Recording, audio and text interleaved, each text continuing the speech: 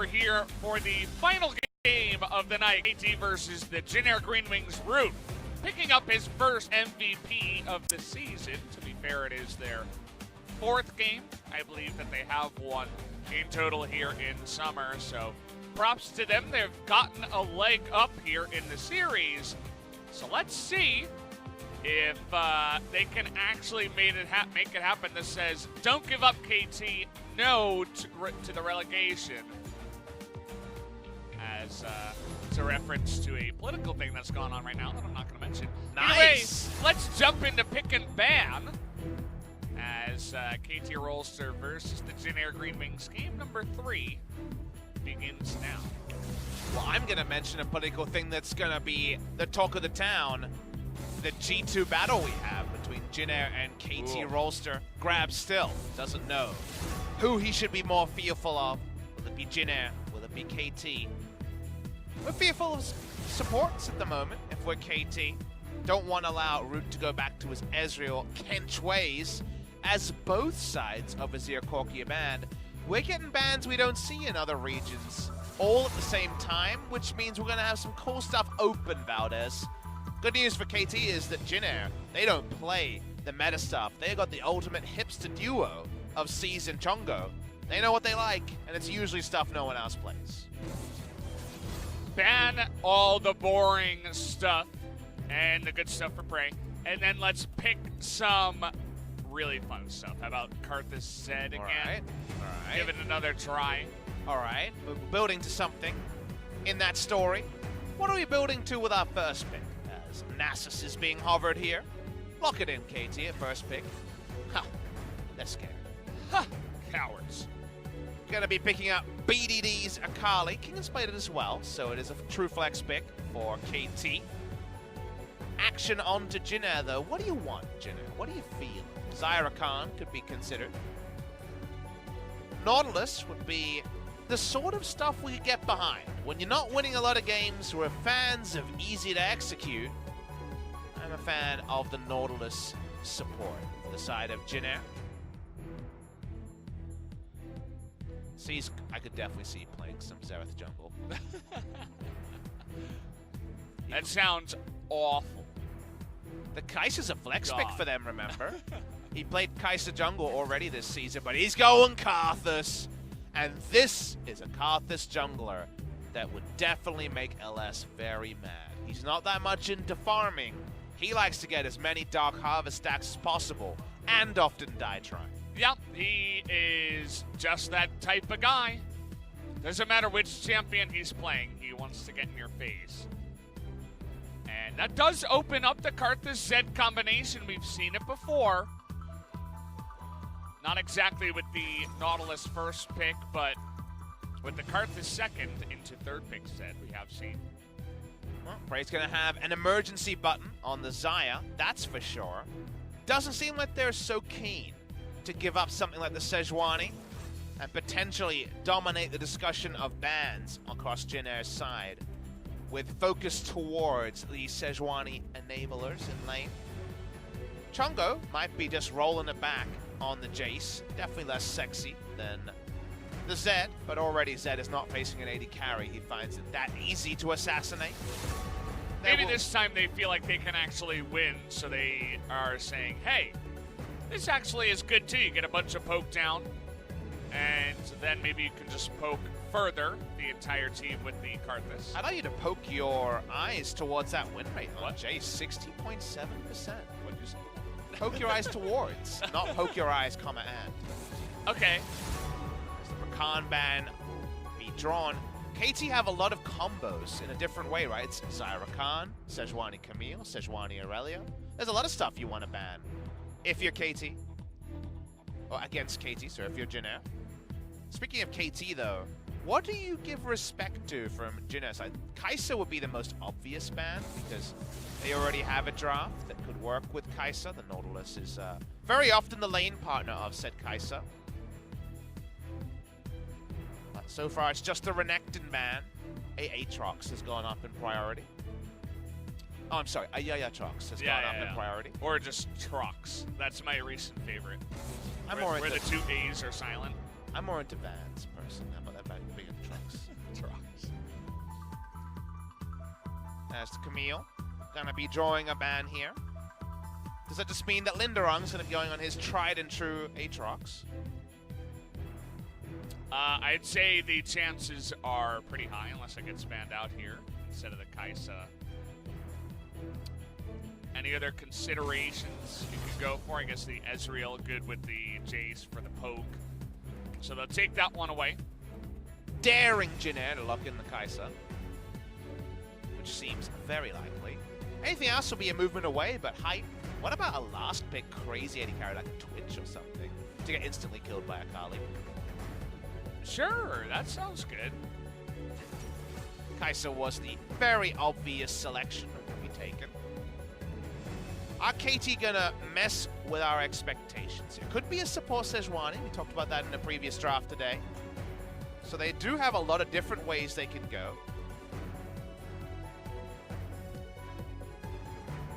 Alistar could be coming out here. Made him sound like a type of golden ale. Yeah, I mean, that's, yeah. Alistar. It's gonna be taken. Alistar. Final piece of business is the final solo laner for their side. It's going to be most likely the Aatrox with a lot of the best picks into it gone. I would definitely not hate GP on the side of Jin Air. And it would, of course, mean there's not multiple magic damage dealers alongside Karthus, which does make his double pen build, which is nice and cheap. Even better. Something that LS loves to talk about. Definitely some merit behind that one. Now, a lot of teams have been trying this and losing with it. Stana, going to be something they're considering. Now's a good time. I mean, I agree. Kled's good too, I like that. All right, we're going to see Kled come in most likely in the top lane. This is a matchup where the healing reduction can be very, very valuable. Now, Karthus charging into the battle. It's going to be a fun one to watch. Potentially to use his Death-Defied passive. Cool last pick on the red side. I saw a Prey is back sign. Yeah. Crowd signs are there. The KT fans chose today, largely confidently assuming they'd get to see their faithful pick up a victory.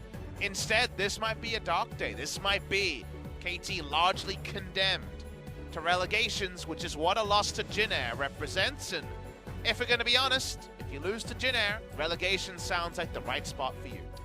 Would have to agree. I mean, Jin Air's already there. If you lose to a relegation team, then what does that say about you? Definitely not too much, but we'll see what they can do here with this kind of draft. We got BDD back onto the Akali, but differences elsewhere amongst the picks here. A lot of engage and then an Aatrox, so things come together. Could definitely be a teamfight comp, and then Akali can make it a pretty damn impressive 4-1 as well. So a huge 1-3-1 Aatrox not be able to get things going in the previous game, and even if Kingen has a back-to-back performance, you roll in with the right charge, you punish whoever's not grouped, and the Aatrox is late.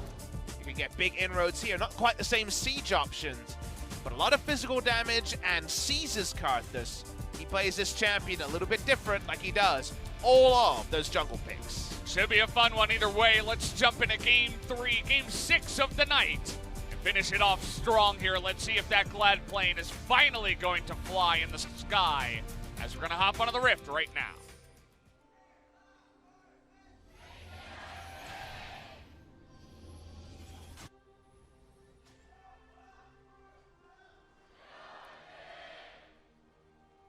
Prey has a computer issue. The ref is so fast, he teleported there even before the pause.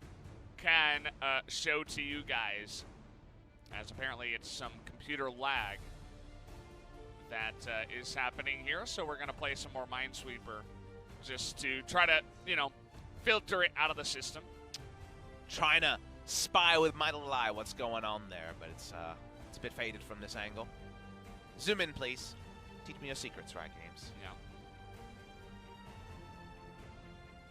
Bit of a wry smile coming from the side of Jin Air. What is going on over there? It just says seize Karthus. Huh. Just Whoa. like the Wicked Witch of the West. One of the Jin Air fans actually wearing the uniform today. That's cool. There you go. A super that. fan. Saw a KT fan also wearing the uniform earlier.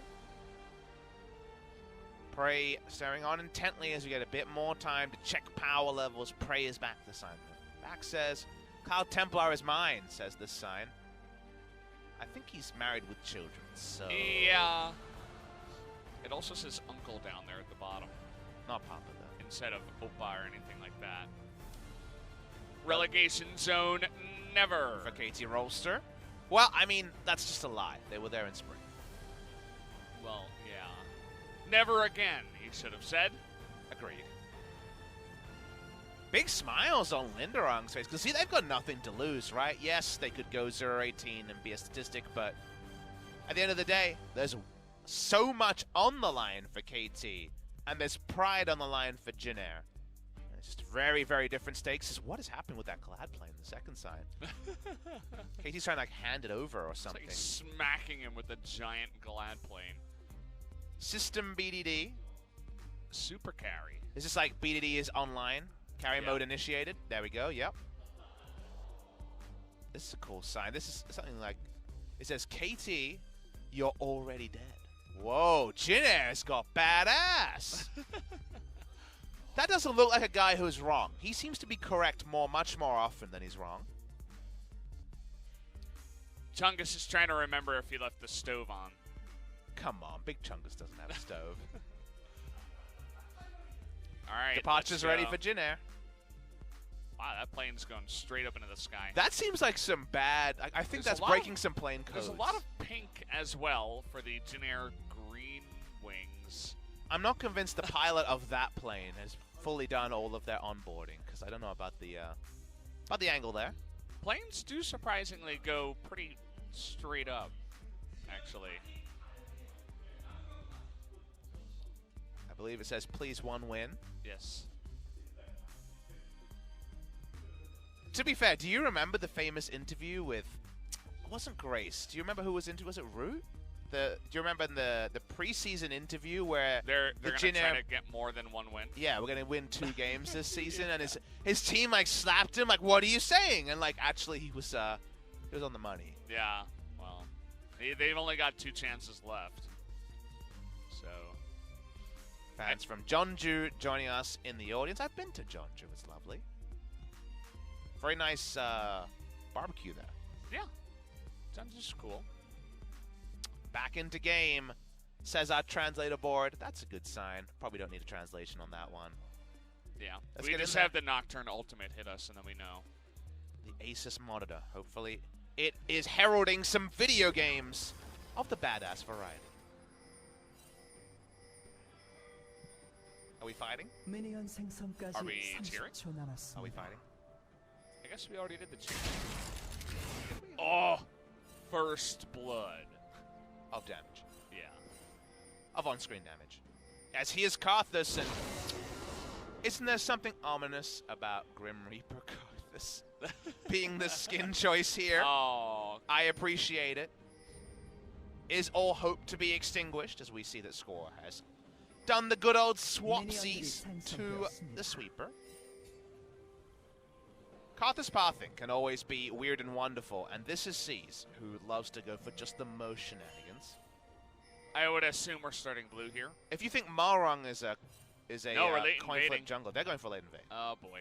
And they're going to miss it if they go for the standard sweeper spot. Yeah, they missed it. Oh, that was lucky. Ooh. That was really important, actually. By a millimeter. Okay, they did have 2. Scanning again. Okay. So, vertical jungling is going to be enacted by, of all people, He's doing Karthus. Raptors here, and that looks to be leashed by Nautilus. Well, remember, he's got the fastest clear possible of a jungler, so this does allow the Karthus to guarantee probably a trade-up. Score has to choose the camps he wants, because he knows that whatever's on the bottom side is going to be very quickly eradicated. Like, he can't keep up with the pace here. So he's skanking. Yeah, level 2. Are you surprised about this? I'm a little bit surprised, I'll tell you the truth, as it's a cop. I mean, like, this is just never going to work. But you knew it would happen. It's C's. What are you doing? How tilted do you think LS is right now? Oh, what is this? I'm tilted. Now he's going back to the red. But the thing is, he can do that, go back to red, and still clear faster than Sejuani. I mean, I guess so. That's partially because Score went into the enemy jungle, put down a ward, and then came back. Or no, he didn't put down a ward, that's a red ward. But he went in, and then he came back, and then he went to wolves. Imagine how int that would have been before Talisman basically meant you a full mana at all times. Can be allowed to get away with many things. Gonna give up Croaks here, which is pretty happy news for the Sejuani. High experience camp for Score to hit level 3 on. At the same time, though, he got nothing really from the top side of the jungle of Seas. So now Seas, you were talking about that clear, he can pick up blue late and you know, just leash it, go quickly over to the left side, clear all out. That out, he's going to be a very happy Karthus. Meanwhile, Sejuani has no problems. Yeah. Even taking away the scuttle on the right side. This is a happy day for Seeds. Likes to get in there, likes to coin flip even more than Mairang. I feel like Mairang refined his style. Like, if this is your competing jungler, you can do some crazy stuff, as Nova's also looking to cheese. You get the theory here, Valdez. If you cheese a kill this early, the tilt is real. BDD, are you going to take the bait? Coming over here to support your jungler, so I don't mind that. He's going to be spotted here doing his Crux finally. Kite for days, you don't take very much damage on camps if you're kiting specifically. On the Karthus. Spider Knot rolls back to bot lane. Gonna be behind in levels, but for now at least, not respecting an all-in from the Alistar. Seas is back. Really? Well, maybe he just wants to support him in case Sejuani's here. That doesn't sound like Seas. Lindarinag popped off a Scarl. How long does he stay? Now, you're correct, it does seem more of the counter-ganking variety. Seas is a real gambler. Takes his back timing. For now, not going to surprise us. Lindarinag doesn't want to die here, but for now we'll be okay.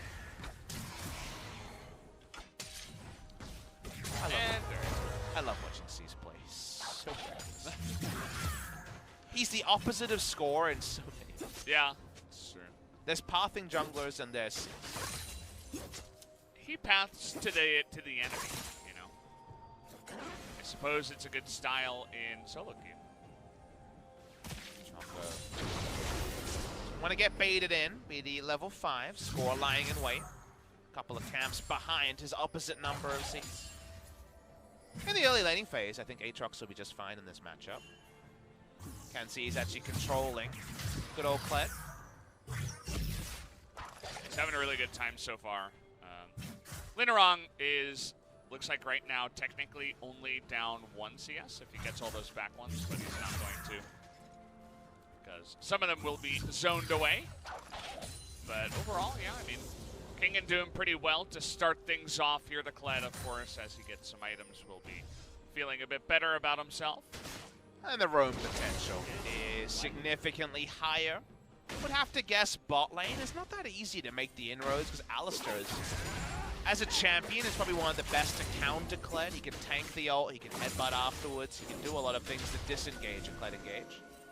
See, he's not level 6 yet, but probably not that far away. What do we see? 6-minute 40, 6-minute 50 Skarner. Hitting level 6. Nova spotted on a ward here, so probably not a way to pick up a kill.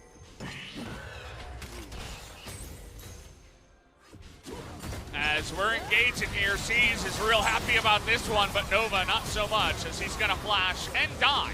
For first blood there, given over to the Xayah. BDD going in, but he's pretty low. He's got to be careful. Has to get out of there. Thankfully, Seas not quite level 6 yet. Oh, nice try by Tungo. Actually, got to hand it to him. BDD quick on the trigger to get away from that one. Flash for flash, though, is something that Akali will be finding it easier to return to the moment she gets perfect execution up again than Chongo will. But Filtrator cooldowns, nice idea. Duran continues to be on blinking health bars on top. Nova should have known there was a ward over there. I don't know if he scouted it, but even feeling out pathing should have been pretty clear. Goes down after all. see where this game is going. It's a different win condition for Jin Air. There's the siege that was so powerful for them in game number 2. Here it feels like KT have them answered in terms of initiation and standard team fighting, and they need to be a bit more creative with the Kled on the side of Jin Air. Here's the replay. Pretty straightforward. Nova walks up. Yeah, C's here, trying to do that damage to BDD. He got that Dark Harvest stack. Props to him, that's what he's looking for, actually. Flash QE is pretty brazen by Chongo. Yeah. And he almost landed it. If only Mairang could play top lane, they'd have gamblers and everything. Well, you know what they say when you're down in your luck. Double down. Jin Air will definitely win or lose a lot of money at the time. That's what we're learning here. Probably the latter. More on brand. You know, if you lose so many times, you're bound to win eventually, right? That's the way it works. Please don't advocate doubling down until you win. That is, yeah, that's a really bad influence, actually. That's on, really on bad the kids advice. watching. Really bad advice. Yeah. Never do that. That's actually the worst thing you do. What you want to do is you want to cut your losses and let your winners run. Smart bankroll management. That's exactly what you want to do. Teaching you guys about the important things about life. They don't teach you much about that in your normal schools nowadays. No, that's why you come to Papa and Valdez for your extracurriculars.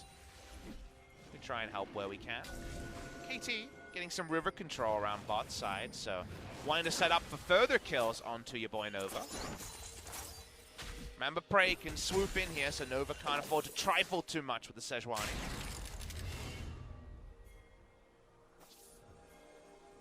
Still just hanging around here, score. Seeing what he can land, as there's not that much vision around here for Chungo, and he does not have his flash. Solo carry potential is really high for B this game. Another dismount onto Lindarinag. Reason why I say that is we saw him solo kill Chungo through the X-Drinker in game number 1. Parking him in the side lane, he potentially can get 2 good matchups. Top side though, Lindarinag's all in it. He's here. He's gonna land that bear trap. He's not really ready to get in there as Kingen. Pretty fast in this form. Able to just survive and get away from that one. As we did have a Cloud Drake come down. Looks like that one was picked up by Sejuani and friends. C says, I don't really care about those Drakes. I'm all about girl Shelly. Akali can also kill Karthus real fast. That's another reason why she has that solo carry potential. Very, very clear that given that Karthus hadn't shown up for such a long time, that the chances of him being on the freshly spawned Rift Herald were very, very high. Now KT can get general control around the area, but not going to be a start from score just yet. Score here in the top lane, sees his as well. Doesn't have much mana though. Doesn't have a farm lead over the Sejuani either.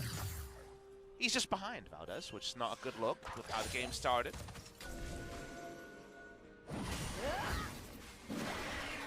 Tell if that ward is actually being controlled by the control ward there. My first thought is no. Doesn't look like it. Just on opposite ends there. SnowFlower roaming, Nova's roaming, supports with engaged potential. Trying to get in there. What if Surreal with both mid laners, flashes being on cooldown from the previous battle? But we back away, we farm up.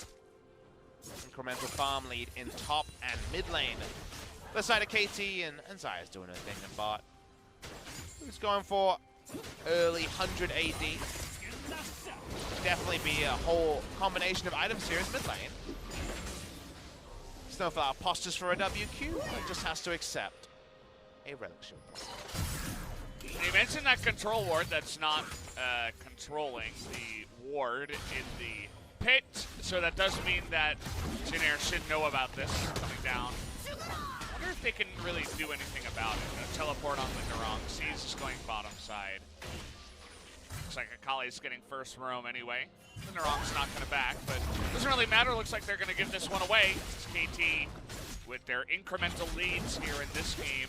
Starting off strong, looking to continue. No arguments from me, Valdez. Been pretty straightforward what KT have been able to do so far in this game. Score comes topside, and getting Aatrox some gold so that he has similar teamfight impact to that Kled. Seems to be the call from Score. Well, we had a very far ahead Aatrox in game number 2. Who wasn't able to do too much, but there were other reasons why that was the case. We should mention that was also a counterpoint to how the rest of the game was going. They desperately needed Kingen to get them back in rather than Kingen was the cherry on top. This might be the latter in this particular game. Turret plates-wise, they are doing very well, as we can see. 3 plates top, 3 plates bot. 6-0 in terms of plates is the reason we have a 2100 gold lead here for KT. Jin Air need to set up a timing attack, whether that's a charge. Oh boy. The space checking. Yeah, thought that Sejuani was going a bit deeper than he imagined. As okay, nice try on the knockback there by Lindarinag, but it is not going to be enough. Ultimate coming back here from the Karthus. Barely does anything at this point in the game, as Kingen looks pretty much impenetrable at that point. So another kill going to go the way of KT. I'm not convinced I've seen a Karthus ultimate do less damage. I know, that was pretty pathetic. Pitiful stuff. Couldn't even get a Dark Harvest stat. Yeah. From the half-health Aatrox. Speaking of said Aatrox, he's going to get that final plate. Oh, with the race is on. No. No. That feels bad. Still plenty of gold, right? 2 seconds away. You'll take it. 160 gold left on the table. I know. What can you do? Should have doubled down. He didn't. Yet, unfortunately, his E was nerfed. Didn't have 2 charges. Yeah. Let's pick that one up. Remember old Aatrox? Which, can we define a time period here? It's like kind of like when you say old LeBlanc. I get instantly confused. The old Aatrox before the remake.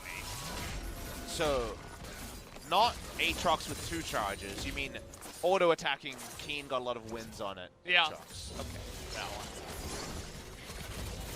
It's just been a while since I've thought about that Aatrox.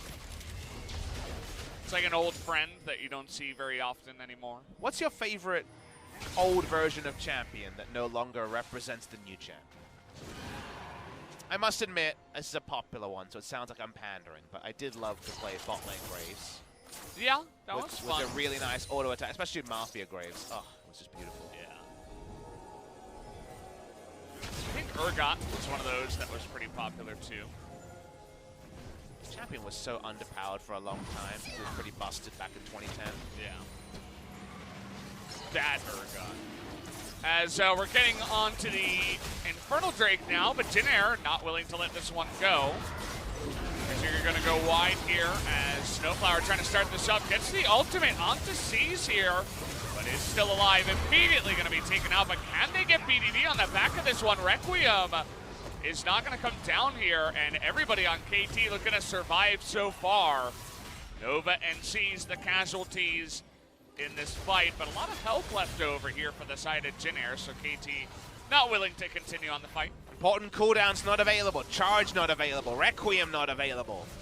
That did mean that it was more difficult for Jin Air to set up than they would have liked. Important note, the Infernal Drake has not been started through all of this. Summoner-wise, a BDD needed his flash, but otherwise not that much used by the side of KT. Lindarinag's taking it into his own hands, saying, if I start this, then guys on KT aren't allowed to back, but we have almost everybody from KT back already, including Jin Air, actually. This time Requiem available.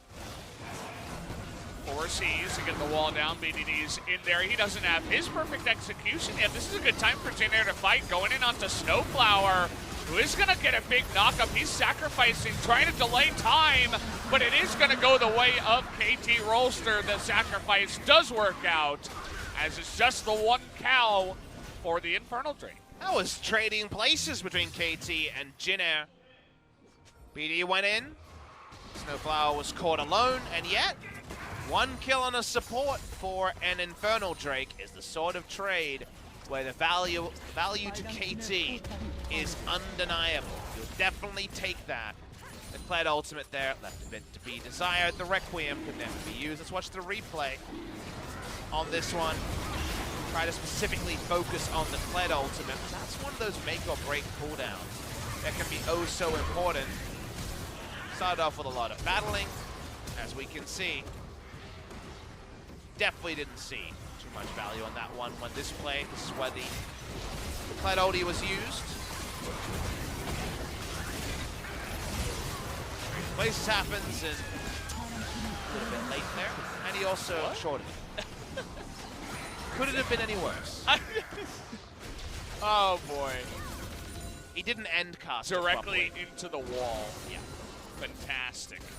Who was the Scion player that kept straight up ramming walls with his face? Do you remember that? I do, but I don't remember who that was. It was really, really bad. This was a spring season, right? It wasn't this season. Was it summer? We had a really, really bad Scion player. It was ultra sad. And that Kled ultimate was cut from the same cloth. I mean, as you mentioned, it doesn't really get much worse than that one, so we'll hope that now that Lindarinag has hit rock bottom on Kled ultimates, he can go up from here. Fair. Hard to do worse. Yeah. Somehow a Jin Air kind of stable. You know how some people have like that just hang in there cat? Maybe that's them. Yeah. They have that and they have it's hard to do worse. And yet they've impressed us every time. Could always charge directly into the enemy by himself. That's another way to do it. Which I suppose would be worse than just shorting it. As I don't think if he got it better, they would have gotten the Infernal, but they would have been able to take a fight. Fight's been a bit more of at a premium in this game. We talked about how KT had the very obvious 4-1 win condition of the Akali, and with the Aatrox as strong as he is, it's true 1-3-1 here between KT and Jin Air. Doesn't seem like there'll ever be a time that Lindarinag will be able to truly answer the Aatrox in the side lane, so it's a bonus lane to play through. Will we see one of those lane ganks where you park yourself in between mid lane inner and mid lane outer and try to charge through? The follow-up CC after the charge is actually pretty pitiful. It's basically only Nautilus getting a bit more movement speed to hit a long-range angle. Yeah, he's, you know, Nova's still trying to find himself in this game. 0 and 2, got caught out early, and definitely is going to be one of those sacrificial lambs, or in this case, sacrificial amphibian robot creature. What is Nautilus exactly? I don't think he's an amphibian. I'll put it that way. He's from the depths, though, right? That doesn't mean he's automatically an amphibian. I know, but what's inside the suit? That's a very personal question. I'm just I would curious. direct to his management. They'll have a prepared answer. All right, I'll ask Nautilus Management Inc. about what he's got inside of that trunk. Do you go around asking people that very often, Valdez? No, this is actually the first time. I thought I'd just was very curious about the Nautilus. Sorry if I offended any Nautiluses out there. As Lindarinag's getting in there. He knows what the Kled is packing, and he wants some of that Aatrox right now. As we talked about worse, I mean, that was, again, pretty bad. Here's what I'll say. I think Lindarinag this game might set a record for shortest distance charged. Minimum 3 ultimates. Minimum 3, yeah, you gotta get that. You could also lose the game and never use ult, which seems weird on a charged character, but it could happen. Maybe if we got, you know, Peanut playing jungle Kled, that is a possibility. We don't have ProView to see if he was checking the skill names like Wonder was when he played Garen. He was actually reading the skills. It's... Watch the 1v1. In a bit of trouble trying to trade it back here, but he is able to flash that last bit, but still not enough, as just daggered in the back there at the last moment after the flash. Need a flash advantage for that to be enough. It was a good flash timing, but follow flash available between BDD and Chongo. They pick up a Drake at the same time. Feels like we're moving towards the inevitable despair for Jin Air Greenwings. The winds are picking up, right? Double cloud into triple cloud. And I'm not sure that this plane can stand that amount of turbulence. No. And you know what that means, Yeah. Valdez? It means it doesn't fly. It means that KT are going to be flying high after this victory. Well, you say flying high. They'll be flying. Not that high, because their game score is even worse than it was already. They could win this, and yeah, it's actually true that you mentioned it, where even if they got to 2-0, they'd be down 2 game score on Hug of Life. Now they're going to be down 3 game score. So, yeah, it's going to have to be a match victory, most likely for KT, right? That's true. Definitely has been a bit of engine trouble here for the side of KT in this season. Do roller coasters have engines? Some of them, I'm sure. You get some of those crazy ones. I wouldn't know. I don't ride on roller coasters. I went on the world's fastest roller coaster, actually. Why would you do that to yourself? I'm a speed thief, actually, Oh, okay. if we're being honest. I really like thrills, and roller coasters bring that. Speaking of thrills, It's a nice Infernal Chains. world's fastest roller coaster is at Ferrari World in Dubai. This is where my parents live, so that's why naturally I pathed over. Ferrari World? Yeah, as in Ferrari. Seems fitting. Yeah. Now, it's not my favorite roller coaster because it was like legitimately set up to be only fast. Yeah. You can't be fast and have turns, otherwise I imagine the risk is much higher. But it is super uncomfortably fast. Were you okay afterwards? You feel it. There's definitely an after effect. You're not supposed to go that fast. Kind of like when Gragas is like the most limber, Yeah. super fast guy with Predator. That's kind of how you feel afterwards. When he body slams and immediately proto belts the other way, you're like, whoa! He was actually meant to be a figure skater. No, somehow. He's actually a retired contortionist, if you read the lore. Ah, I see. You would I know didn't that I if you didn't read know the he had- lore about it. I didn't know he had a lore reader here on this cast. I'm a role player. Whatever gets you off, Papa Smithy. Just have your fun. I don't judge. Just to be clear, that wasn't a double entendre. Oh, Speaking okay. of not double entendres. All right, well, we're getting in there. Into that backline, and finally we have a charge that's pretty good, but C's is pretty much dead, as Kingen is going to put him in the dumpster, but he's going to get low and get taken out root. Can he actually do it here, trying to be the carry for his team, as he's always tried to do on this Jin Air lineup? And actually, at the end of it all, Jin Air seemed to have won that team fight. They weren't able to get any more KTA. We assumed with how the game was going. The gold lead, this will be a rollover. No rollovers here as SnowFlower's got a flank position. Scott score with them too. Jin Air smartly going to roll off there, as that ain't ruler, but is using that skin. Either way, nice job by Jin Air. I mean, they're down a lot of gold and Infernal Drake, yet still somehow able to pull this one back. So, let's ask the question of how. Watching the replay here, sees Nova trying to control space. See how much is done, because BDD finds backline access, and you kind of, at this point, just assume it's all over. But Jin Air have a lot of different members that can dive in with things like untargetability and the ability to control space, and KT realized that they're between a rock and a hard place when it comes to terrain. They're fighting in a really bad spot, so a lot of this is KT kind of funneling into an area where they can't possibly have ward control unless they take down the inner turret. So it's the scene of the crime that actually allows Jin Air to come out relatively unscathed. Yeah, felt pretty good as well to get that kill onto Root. As we all know, Root is the carry, as are all Jin Air 80 carries. And this time he's 2-0. Fortunately, he's going up against a 3-0 Xayah. There's always somebody better than you, as it turns out. How many Jin Air 80 carries can you name in history? I know you haven't always been casting the LCK, so it's understandable if it's only 2, but I imagine for most of our fan base it'd be 2, right? Teddy and Tarut. Yeah. Was Captain Jack one of them? Yes. 3's pretty good. Trying to think of other. I'll give you a clue. Played for Monte Cristo's team. That doesn't help. Call yourself an LCK caster. Yeah. How many can you name? It's actually wrong for Monte Cristo's team one, but I can name quite a few. Okay. Well, we're not gonna talk about that. I confused Najin and Jin Air for a second there. Okay. Poor OQ. I mean, they both have Jin in the name. That's true. It's funny, we don't see a lot of Jin anymore. I wonder if there was a pro player named Jin. Seems likely, right? Like, first name Jin? No, as in like the ID. Oh, I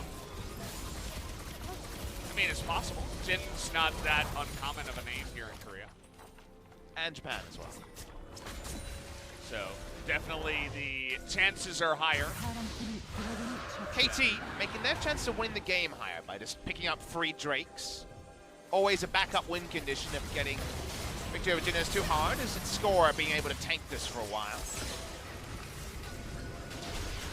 What if a guy named Jin joined the Jin Air Greenwings and he played Jin? I would want to cast that. We have Jin Air Jin on Jin here, going up against So, the Najin sword lineup. Before Hojin renamed, he was named Lee, and he played Lee Sin. And there was a game where he played against someone named Eve that played Evelyn. That did happen. Really? And it might have been Eve playing Lee Sin and Lee playing Eve. It might have been the other way around, but that did happen. And I remember Monty and Doe being very confused. Sounds like fun. Thankfully, he renamed to Hojin and it got way more straightforward after that. There's a lot of other Jin names. Eugene in Korea. I guess it's Eugene in English, but technically Jin in the Korean language. Another potential. Maybe in the future. We'll always have younger pro gamers coming up. And eventually the cool dictionary's going to run out of cool names, right? Yeah. Not yet, though. We'll eventually just have guys named Bob. Why hasn't there been It's Bob Bob. the LoL player? Bob against Kevin in the mid lane. And then people can make the obvious line of your uncle, comma Bob. Bob's your uncle. Oh, there you go. It's a knee slapper. My name's Papa. I'm allowed to do it. A knee slapper, a dad joke. It's a Papa joke. Thank you very much. Oh, I'm not your daddy. I'm your Papa. So unfortunate.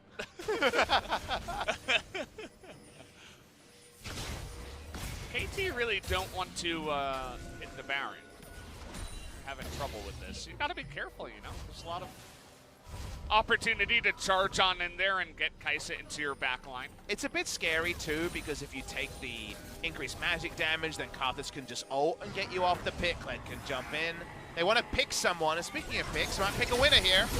Oh, Nova, he's dead. That was pretty quick. He just landed that glacial prison, and pretty much no escape for him. Guess he had to flash it, but forgot that FP. As now we're charging in. God, why? Well, they're on the Baron now, and Jin Air don't know. Do they have a blue trinket up? We don't know. There's a lot of not knowing at the moment, but the Baron's not going down very quickly. All right, well, now they know. They don't have a charge, and BDD is behind them. This game needs a Baron steal, but BDD is going to steal some life. Oh, he's looking to take out Jungo again. And that's a really nice knock-up from SnowFlower. Knows what he's doing on that pick and root. Well, he's all alone, just like every other game that he's played in. And, yeah, Kingen does a lot of damage. He's actually able to survive somehow, some way. And KT didn't even get the Baron. They're going to pick up some exit kills. They can go straight back to it. Requiem's still up. They're going to use it just to try to get them away from the pit.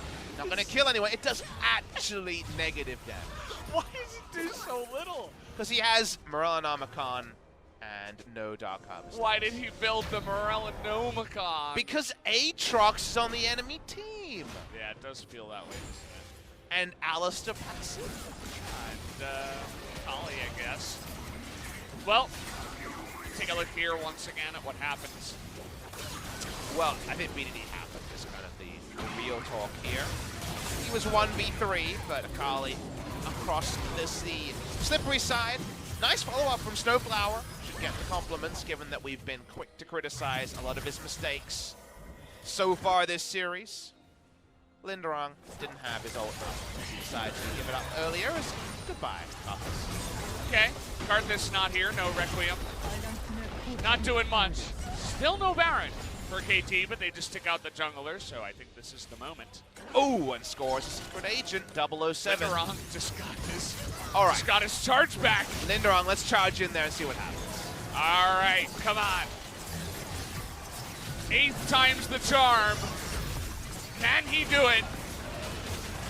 All right, he charged. He got on top of Bray as the Root, just keep your eyes on the 80 carry. He's immediately going to disappear, and well, now they lost all their damage. As Lindarinag, he's going to stop watch. The Baron's going to heal up again. Chungo's still alive. But KT get a bunch of kills. They'll look to take down the big purple worm now. All right, Big Chungus, it's all on you. Kill that cow, then kill the Baron. Oh, okay. Who's going to win this fight? He missed the shock blast. SnowFlower on the run. And okay, he's going to get the kill. Good job, Chungus. You did something. You got the 1 kill. But Baron is going to go the way of KT, and they'll look to end this game post-haste. I think you're on the money there, Valdez. That's probably the death blow for Jin Air. We're going to see what we missed. Kingen ran in really fast and scored him up. Sejuani's pretty good. Cease made Karthus look not so good in this particular game. And to get this replay, another nice angle from SnowFlower. Could it be SnowFlower's first MVP of summer season? Maybe. This looked pretty good. Definitely be in the top couple of names that most people would be considering.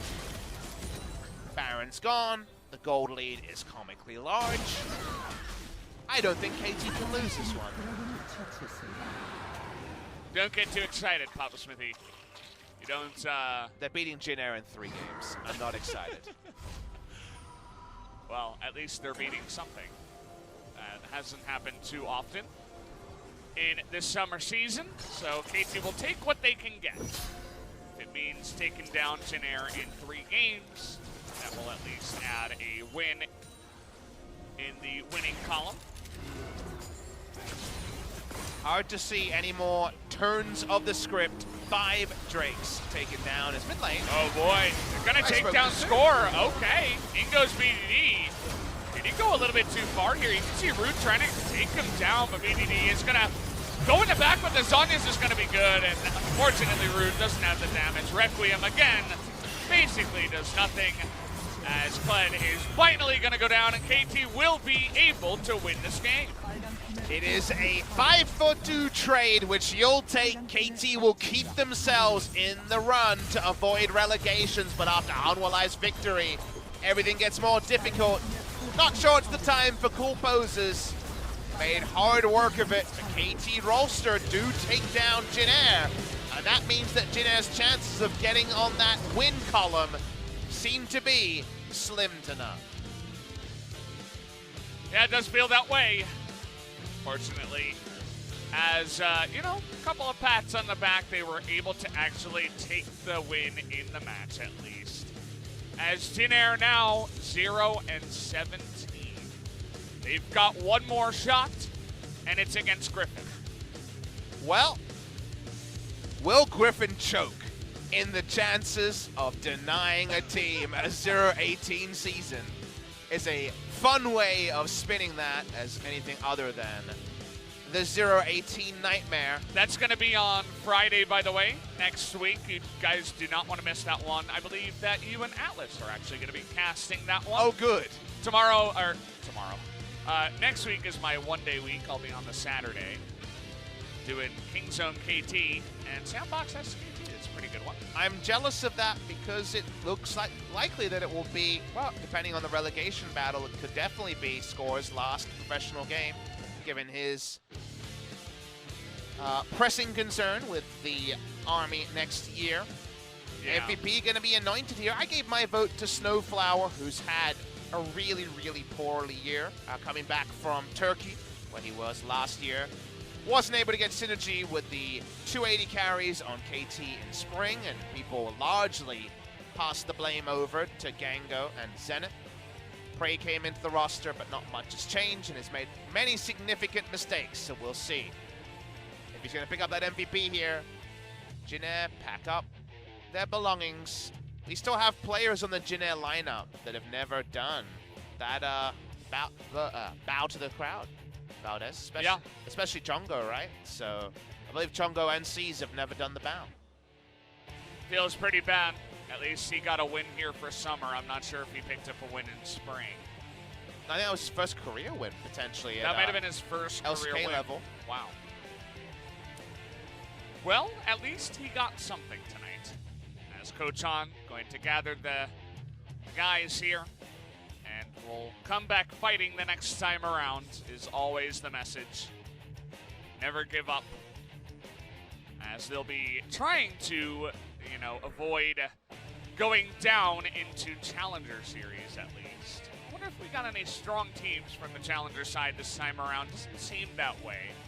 Kyle Templar, I always kind of poke and I look at the highlights of the champions picked, and there's not a lot of rhyme and rhythm there, so there's Not the best league in the world anymore. No, not anymore. Yeah, we had a good run there. 3 teams come out of there Yeah. and do really well. They're probably all going to be in playoffs. Yeah, they will. I would assume.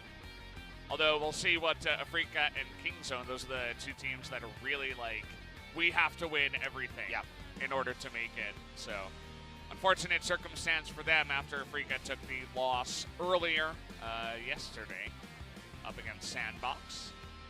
So, yeah, always kind of a sad ending once Jin Air loses again. But KT, we'll see what they can do with what they've been given. They got a couple more games, I do believe. One against Sandbox, one against Kingzone. And both of those teams are going to be gunning for the wins. So Yeah. they're not just going to waltz in and be like, hey, we're not going to play anything. They're going to play real hard against KT. And should be pretty hard for KT to get out of that hole. Yeah, very damning. The Hanwha Life win really makes it so hard. That's the surprise result of today that definitely makes it really hard for KT to overtake Hanwha Life because of the game score discrepancy there. And that's just a result of effort over the season and also the clutch victory over SKT. All that's left for today's business is to crown our MVP. But we'll look over the highlights first, and we get to hear from KT for the 5th time in summer. We'll get to see what they have to say about what could be a pretty rough spot. Again, we'll take a look at some of the highlights here. SnowFlower really got a lot of this going in most of the fights. I feel like Score was my number 2. The Damage Dealers doing what they were doing. VDD had a pretty good game as well, but kind of felt like a game made from some of the, engagers in this composition.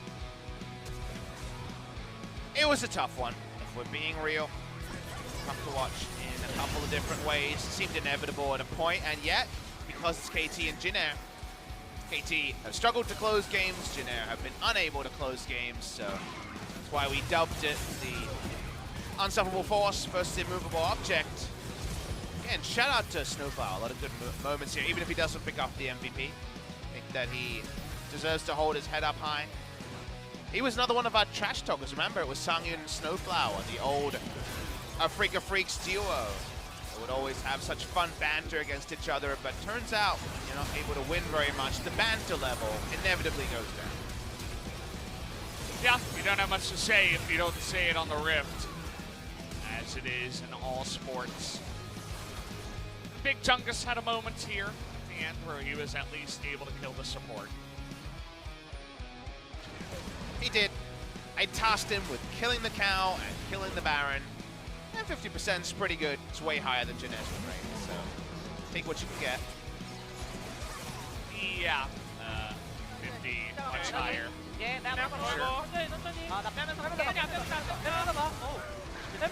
Listen to comms here. Side of KT.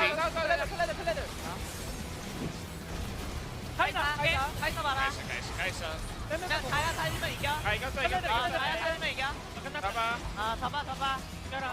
saying, fight while moving back, like height back, basically. Not 100% sure. I'll take your word for it, Valdez. Valdez chance whenever the Korean shows up here. Kingen having a bit of fun. GGO. There towards the end. Spray did the most damage. Always got to feel sorry for Root whenever we watch these Jin Air games. I wonder where he's going to end up next year is really the question. I hope he's in the LCK. That's all I can kind of say. Prey said that he was sorry he wasn't good enough, and Score said it was okay. Well, that sounds very, very Korean.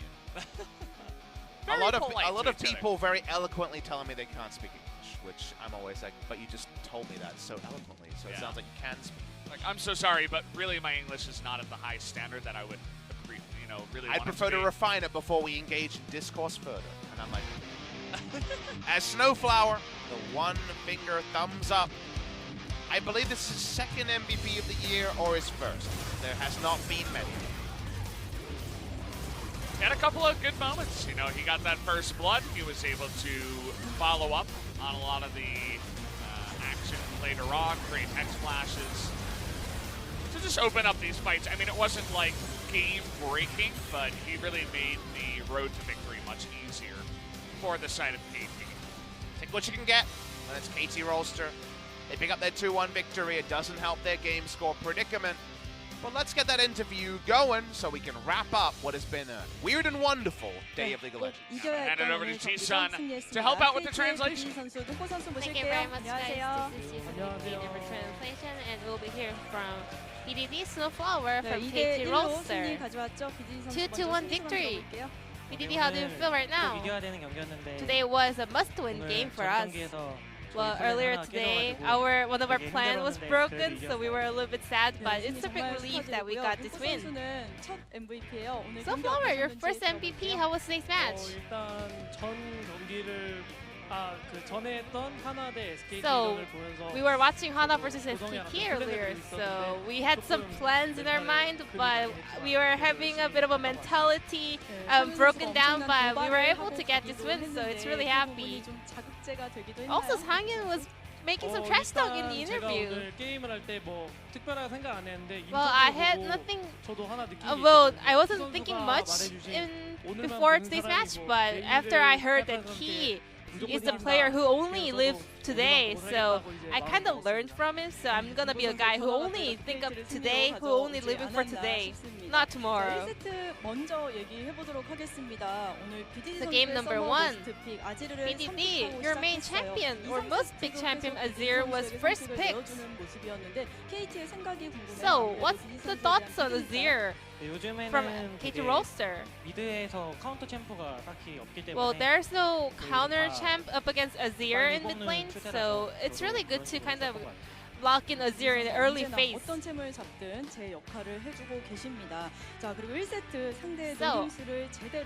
game number 1, there was a really touch fight back from KT Rolster. So the recon engage was really significant, to be honest. We were actually expecting that, so for an Azir player, it's actually like natural to just poke in the backline, and then when you see the angle, you go in and use your ultimate. That was not an easy fight and easy Baron hunt, but you guys were able to get the Baron. But game number 2 was a little bit hard. What went wrong in game number 2? I don't really remember what kind of feedback we had after game 2, but we shouldn't like lose our focus in game. And you're always getting target banned on your Nautilus, but you found your new friends, Oliver and Listar. Well, I wasn't really aware that my Nautilus has such a high win rate, so after that we were expecting some target bets, but I'm practicing some new friends, Oliver, Alistair, so I think they're really good friends, so I'll keep up the good work. And game 2 and 3, Chunga was going really aggressively on Airy Ignite Jace.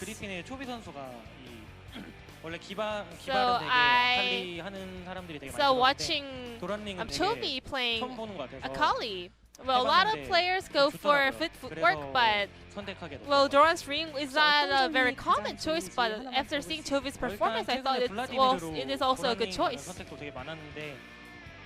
Well, Doran's ring, actually people go with a lot up against Vladimir, but there are a lot of AP ratios and also some health regeneration, so I think it's really good.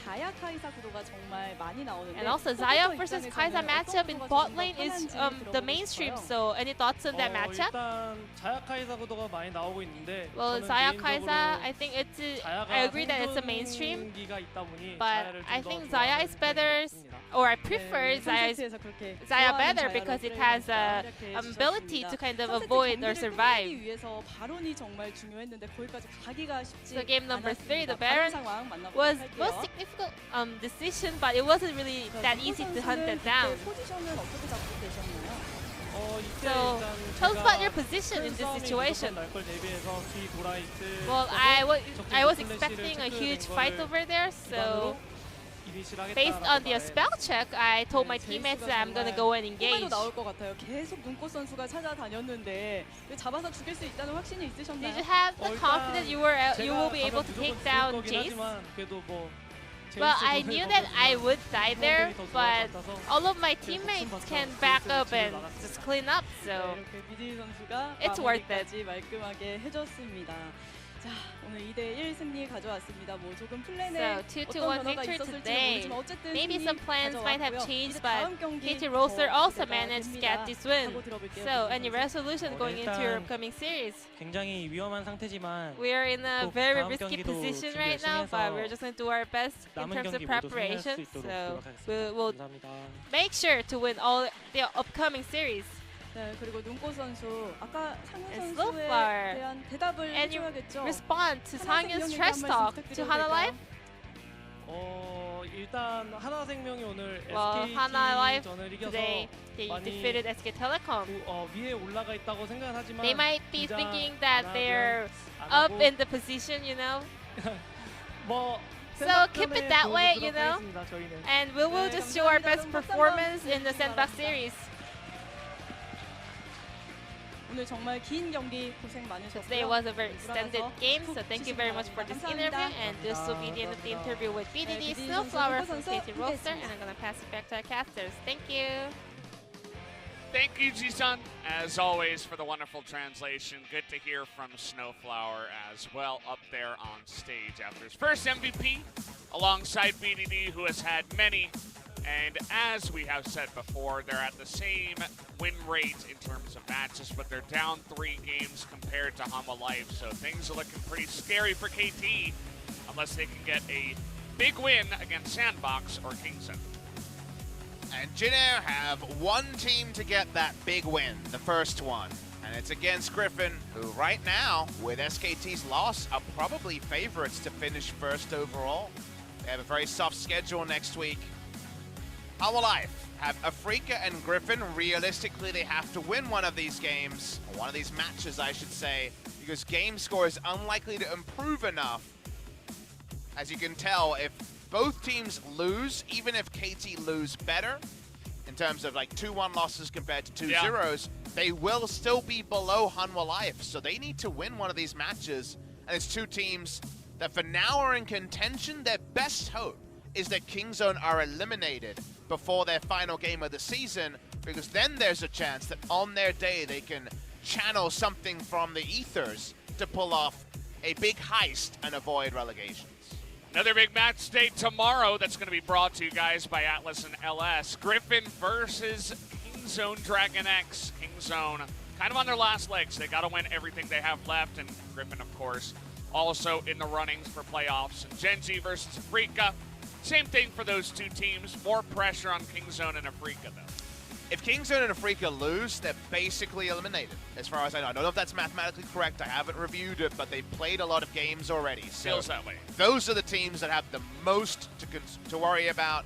Long match day, long couple of match days. You and I, 12, the maximum. We did the marathon these 2 days. Wow. But the match of the eons that happened in the LEC, we just had the match of the millennia. KT Rolster slightly too good. And speaking of the LEC, in 5 minutes, Ready Check gets started on Twitch.tv/Riot Games to go enjoy some European League of Legends to back up this Korean smorgasbord. There you go. Generally, we host that. I believe the good people that handle our Twitch. But thanks once again for watching, guys. We love you all. Good night.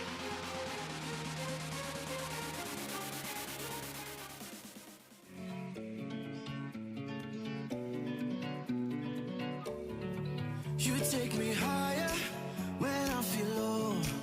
Make my world brighter when I'm alone. I keep on rolling, all with your fuel. You're like my gasoline that makes my dream come true. 'Cause this is the beginning.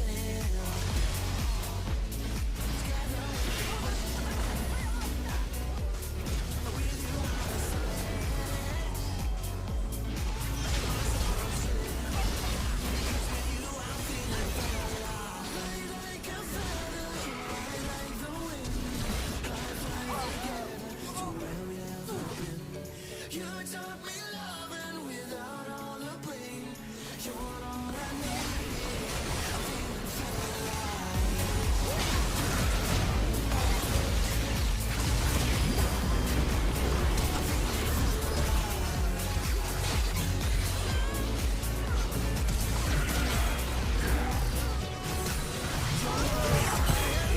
My cookie my burning fire, my secret code.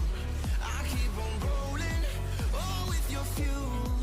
You're like my gasoline that makes my dream come true. 'Cause this is the beginning.